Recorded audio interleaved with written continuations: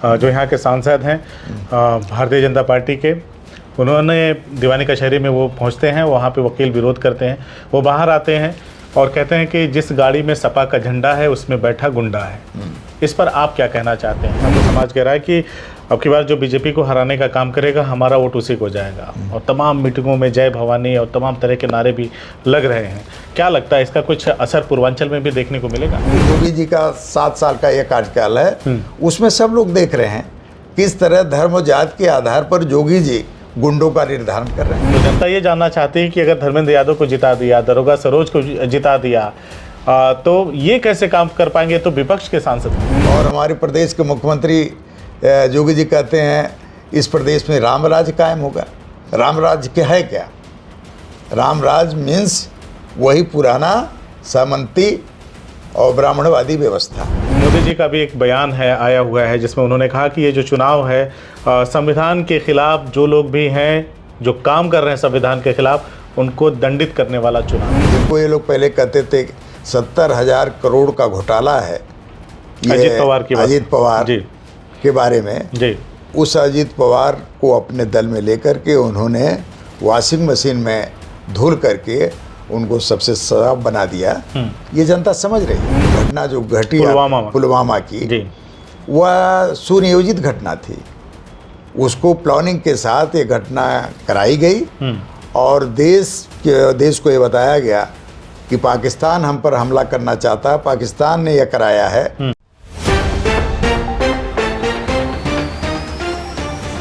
साथियों नमस्कार, हमारे साथ इस वक्त समाजवादी पार्टी के वरिष्ठ नेता हवलदार यादव जी बैठे हैं, जो पिछले कई वर्षों से आजमगढ़ जिले के जिलाध्यक्ष का दायित्व भी संभाल रहे हैं। और जो चुनावी मामला है, जो चुनावी सरगर्मी है 2024 के लोकसभा चुनाव की, उसके मद्देनज़र देखें तो रात दिन आप फील्ड में लगे हुए हैं, अपने कार्यकर्ताओं को मोटिवेट कर रहे हैं, जगह जगह जनसभाओं में हिस्सा ले रहे हैं।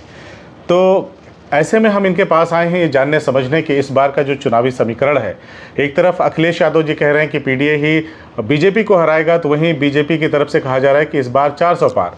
तो इन सब दावों के बीच में ज़मीनी हकीकत क्या है, ये हम आपसे जानने आए हैं। साथ ही 2 सीटों की जो इनकी जिम्मेदारी है आजमगढ़ जिले की, लालगंज और सदर लोकसभा की, तो कहीं ना कहीं ये जो सीट है ये आसपास के ज़िलों में भी अपना प्रभाव छोड़ेगी, असर छोड़ेगी। इन्हीं सब बिंदुओं पे आपसे चर्चा करेंगे। सर बहुत बहुत स्वागत है आपका। धन्यवाद। 2 सीटों की बड़ी जिम्मेदारी है, महती जिम्मेदारी है आपके कंधों पर, तो इसे कैसे देख रहे हैं और इसे जीतने के लिए क्या क्या तैयारी है? देखिए, ये तैयारी पहले से की जा चुकी है और पार्टी अपने निचले स्तर पर बूथ कमेटी, आपके सेक्टर, जोन और पार्टी की कमेटियां जी हमारी पहले से काम कर रही हैं जी।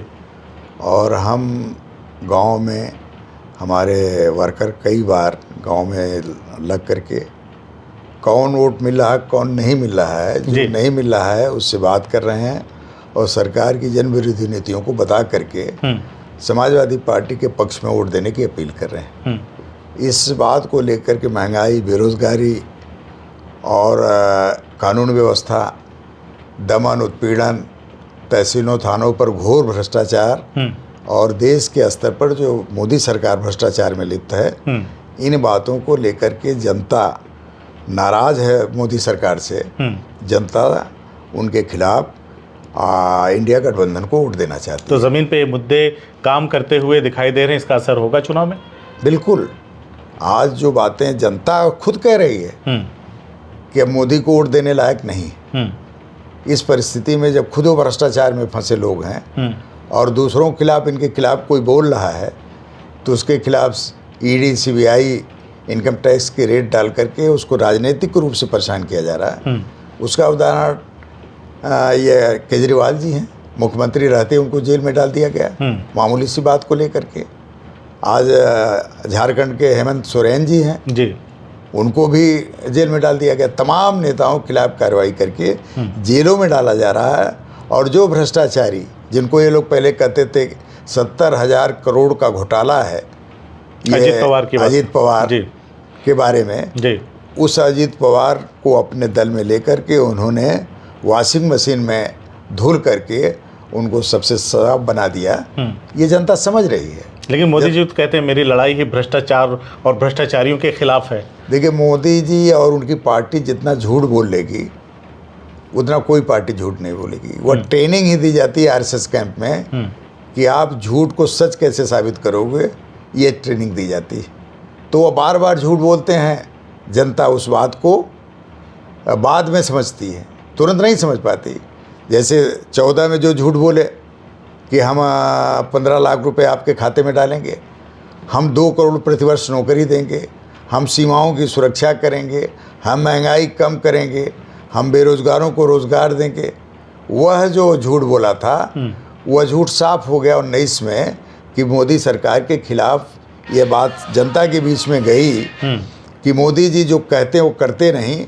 19 में आप देखे होंगे भारतीय जनता पार्टी का माहौल उतना अच्छा नहीं था, वह सरकार बना पाने में सक्षम नहीं थे।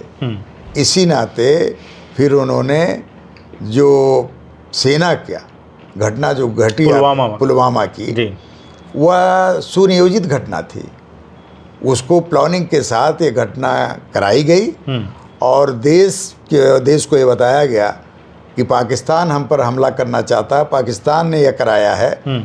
और शहीदों के कुर्बानी पर शहीद के परिवारजनों को जिस तरह से उन्होंने आगे करके देश से वोट मांगा, देश की जनता से वोट मांगा कि एक वोट शहीदों के नाम, ऐसे काम को जनता भूल चुकी थी, उनके खिलाफ वोट देने वाली थी। लेकिन इसके बाद ये जो सर्जिकल स्ट्राइक हुई उसको बात को इन्होंने इस कड़ी में ला करके फिर चुनाव में वो उनको सफलता मिली। आपके कहने का मतलब 19 में कोई लहर नहीं थी, लेकिन पुलवामा वाले मामले को देश का एक वोट क्या शहीदों के नाम पे आ सकता है, इस बात को बोल करके पूरी फिजा बदल दी गई। तो 24 में क्या मामला है सर?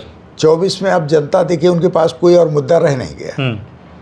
उनके पास केवल एक मुद्दा रह गया मंदिर का, केवल एक मुद्दा रह गया नेताओं को फंसाकर उनको भ्रष्टाचारी कहने का, केवल एक मुद्दा रह गया कि दुनिया में भारत की मान सम्मान बढ़ा है।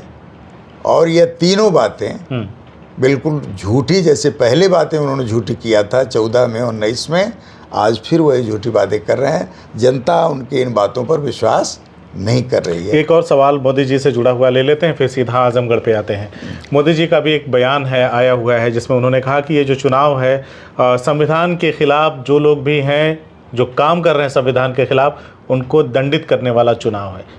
जबकि उनकी ही पार्टी के नेता अनंत हेगड़े और एक मिर्धा जी करके थी, वो लल्लू सिंह ने भी बयान दिया, अरुण गोविल ने भी बयान दिया कि मैंडेट हमें मिला तो हम संविधान में संशोधन करेंगे, बदल देंगे। तो फिर आखिर ये कैसी लड़ाई है? कौन किसके खिलाफ कार्रवाई करने की बात कर रहे हैं, दंडित करने की बात कर रहे हैं? देखिए, भारतीय जनता पार्टी मोदी जी की तो यही कला है कि जो करते हैं वो कहते नहीं और जो कहते हैं वो करते नहीं।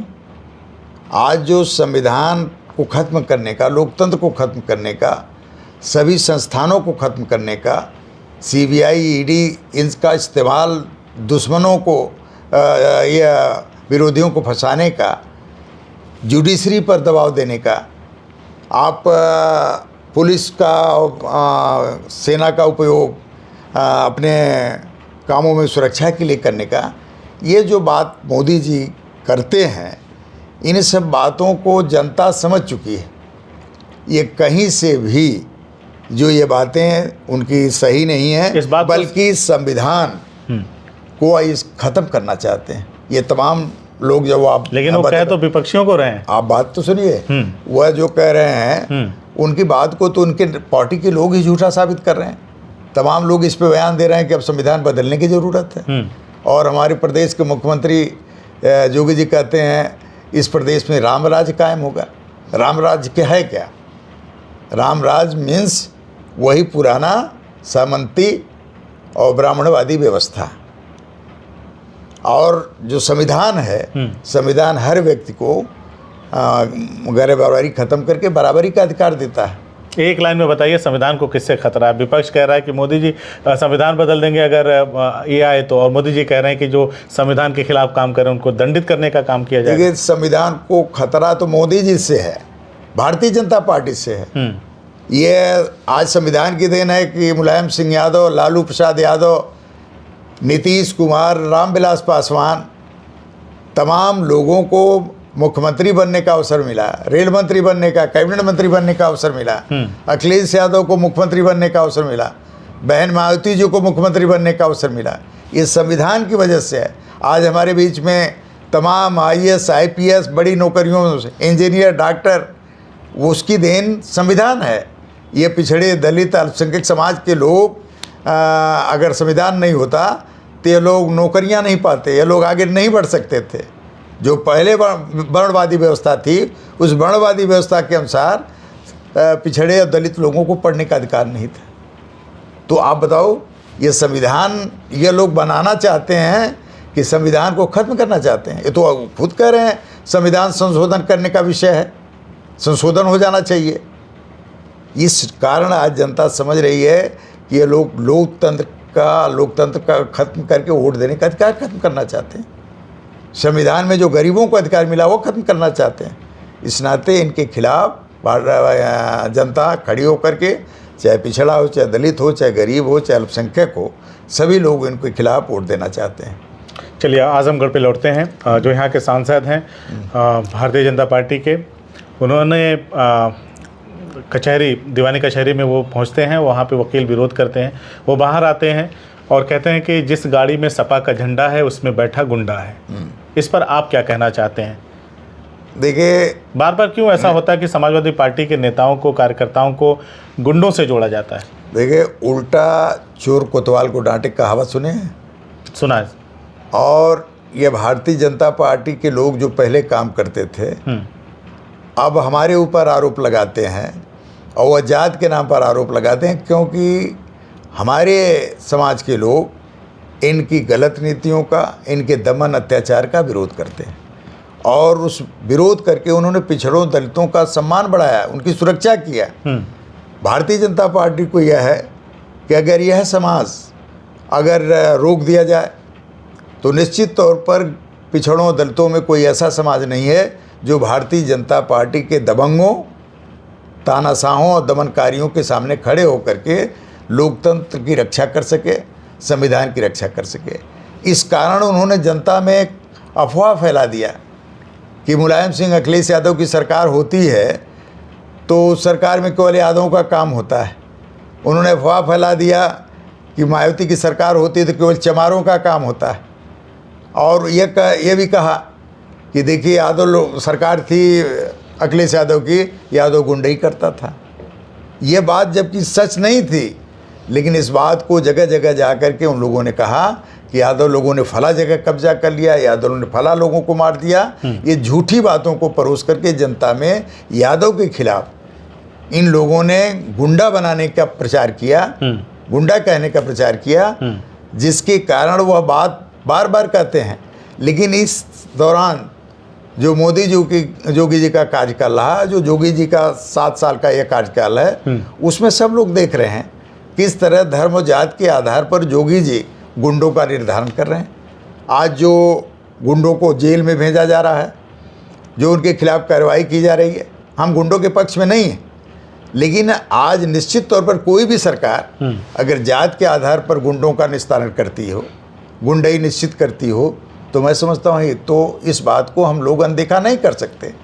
आज क्या है, आज माइनॉरिटी के, पिछड़े या दलित समाज के जो लोग हैं उनके खिलाफ कार्रवाइयाँ हो रही हैं, और वहीं पर जो जोगी जी के समाज के लोग हैं या दूसरे समाज के लोग हैं उनके खिलाफ कोई कार्रवाई नहीं है। वो उन्मुक्त होकर घूम रहे हैं, उनको बल्कि प्रोटोकॉल दिया जा रहा है, गनर दिए जा रहे हैं, सुरक्षा दी जा रही है, गाड़ियाँ मुहैया कराई जा रही हैं। तो यह जो सवाल है, इस गुंडई, इस अराजकता, इस नीति का विरोध जनता कर रही है, तो वह लोग बार बार ये कहते हैं कि समाजवादी पार्टी के लोग गुंडे, जबकि गुंडे वो लोग हैं, भारतीय जनता पार्टी के लोग गुंडे कर रहे हैं। इस नाते आज निश्चित तौर पर प्रदेश और देश की जनता इस बात को समझ गई है कि ये झूठ बोलने वाले लोग हैं या आरोप गढ़ने वाले लोग हैं और खुद वह काम करते हैं। पश्चिम उत्तर प्रदेश में ठाकुरों का विरोध शुरू होता है। हार्डकोर वोटर माना जाता है सवर्ण समाज भारतीय जनता पार्टी का, और फिर उसके बाद ये लौ जो है धीरे धीरे देश भर में फैल जाती है। ठाकुर समाज कह रहा है कि अब की बार जो बीजेपी को हराने का काम करेगा हमारा वोट उसी को जाएगा, और तमाम मीटिंगों में जय भवानी और तमाम तरह के नारे भी लग रहे हैं। क्या लगता है इसका कुछ असर पूर्वांचल में भी देखने को मिलेगा? देखिए, जो बातें उन लोगों ने कहा, जो भारतीय जनता पार्टी के नेताओं ने ठाकुर लोगों के पक्ष में, दूसरी कौम होती तो वो भी यही काम करती।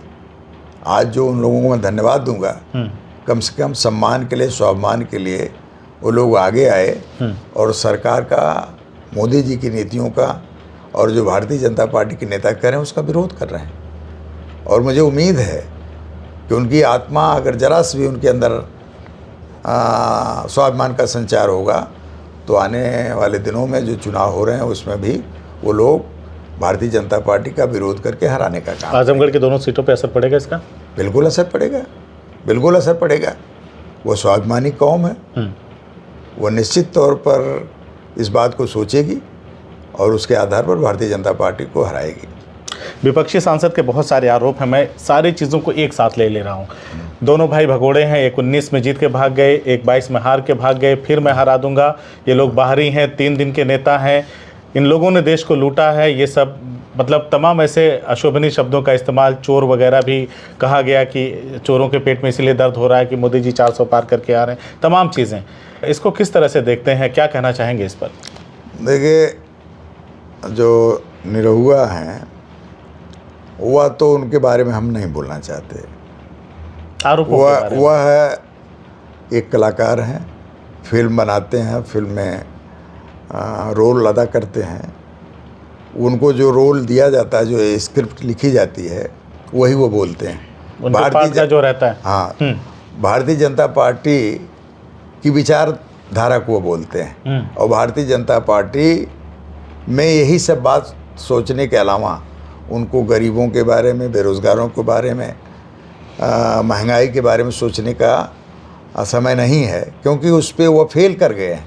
वह इस बात को इस नाते लाते हैं कि इस बात में जनता समझे निरहुआ हमको सर्टिफिकेट देने वाला नहीं है कि यहाँ पर अखिलेश यादव आए गए, धर्मेंद्र यादव आए गए। यहाँ समाजवादी पार्टी, समाजवादी विचारधारा का पूरी धरती है, आजमगढ़ की धरती है। यहाँ का बच्चा बच्चा अखिलेश यादव, बच्चा बच्चा धर्मेंद्र यादव और समाजवादी पार्टी का कार्यकर्ता है। पहले निरहुआ उन लोगों से निपटें, फिर हम अखिलेश यादव की बात करें। यानी आपके हिसाब से मोटा मोटा ये कहें तो उनको जो स्क्रिप्ट मिलती है वो आजकल स्किप भी कर जा रही है, बोलते बोलते कुछ और बोल कर जाए। हाँ, बिल्कुल कुछ और बोल जा रहे हैं। वो रोल अदा नहीं कर पा रहे हैं, वो भूमिका अच्छी नहीं निभा पा रहे हैं। वह निश्चित तौर पर कहीं न कहीं हताश हैं, निराश हैं कि अब की बार तो हमारा धोखा नहीं चल पाएगा, अब की बार जनता खड़ी होकर के हमको हरा दे रही है, तो इस नाते उनकी ज़बान फिसल जा रही है। चलिए, एक चीज़ कही जाती है, दोनों ही तरफ से जो पार्टी है उसके कार्यकर्ता इस बात को ज़ोर शोर से कहते हैं कि हम इतने से चुनाव जीतेंगे। आप दोनों सीटों को लेकर के कितना आशान्वित हैं, कितने से चुनाव में अंतर रहेगा? देखिए, भारी अंतर रहेगा, मुझे जनता पर विश्वास है। और जो जनता का रुझान है और जो जनता कहती है, हम और लोगों से भी हम लोग पता लगाते हैं, तो सब लोग वोट देना चाहते हैं।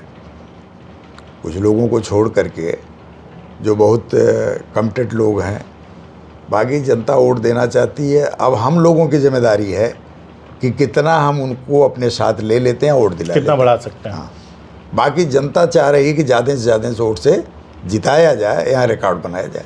एक बात और निरहुआ कहते हैं, ये फाइनल मेरा सवाल, इसके बाद हम वाइंड अप करेंगे इसका। निरहुआ कहते हैं कि जो सत्ता पक्ष का अगर कोई सांसद है, विधायक है, अगर वो चुनाव जीत के जाता है तो सरकार उसकी रहती है तो वो काम लेके आता है। तो जनता ये जानना चाहती है कि अगर धर्मेंद्र यादव को जिता दिया, दरोगा सरोज को जिता दिया, तो ये कैसे काम कर पाएंगे? तो विपक्ष के सांसद होंगे। तो निरहुआ की बाणी, एक बार उसने जब चुनाव लड़ा था 19 में, तब उसने कहा कि भगवान की बात झूठ हो सकती है, भगवान भी मेरी जीत को रोक नहीं सकते। यही कहा था, भगवान भी अब चाहे तो मेरी जीत को रोक नहीं सकते। तो निरहुआ से आप क्या अपेक्षा करते हैं कि निरहुआ जो बात कह रहा है कि सरकार किसकी बनेगी किसकी नहीं बनेगी। अभी चुनाव हो रहा है और जो फर्स्ट राउंड का चुनाव हुआ जी, वो अपने आप में साबित हो गया कि भारतीय जनता पार्टी के लोग हार रहे हैं। आने वाले दिनों में इंडिया गठबंधन की सरकार आएगी तो सब लोग जान रहे हैं कि तो अब की बार धर्मेंद्र यादव जीतेंगे तो केंद्र में मंत्री बनेंगे। निरहुआ जीतने के बाद भी तो मंत्री नहीं बन सकता। पार्लियामेंट में जो बात धर्मेंद्र यादव कह लेंगे गरीबी के बारे में, किसानों के बारे में, बेरोजगारी के बारे में, महंगाई के बारे में, गांव के विकास, क्षेत्र के विकास, जिले के विकास के बारे में जो वह कह लेंगे, निरहुआ तो कह नहीं पाया, उसको अवसर मिला कहीं नहीं। सदन में दिखाई दिया कहीं बोलते हुए कि उसने कभी आजमगढ़ के विकास के लिए कोई चर्चा की हो, गरीबों के लिए, बेरोजगारों के लिए कोई चर्चा की हो, कभी नहीं इस तरह की बात आई। और धर्मेंद्र का तो रिकॉर्ड है पार्लियामेंट में बोलने का, जो अपनी बात रखने का, तो वो तो किसी तरह से वो पार्लियामेंट के लिए फिट नहीं बैठता। चाहे सरकार बनेगी तब भी वो मंत्री नहीं बनेगा और सरकार वो बननी भी नहीं। सरकार बनेगी इंडिया गठबंधन की और धर्मेंद्र यादव जैसा ओजस्वी नेता और सुलझा हुआ नेता आज हमारी पार्टी का है, उस जिसको चुनाव लड़ाया जा रहा है, वह आने वाले दिनों में सरकार बनेगी तो केंद्र में मंत्री बनेगा। चलिए अध्यक्ष जी, हमसे बातचीत करने के लिए बहुत बहुत आभार है। चलिए धन्यवाद। CIB इंडिया न्यूज की सभी खबरों को देखने के लिए लाल रंग की बटन को दबाकर चैनल को सब्सक्राइब जरूर करें, घंटी जरूर दबाएं ताकि हमारी सभी खबरों के नोटिफिकेशंस आप तक पहुंचते रहें।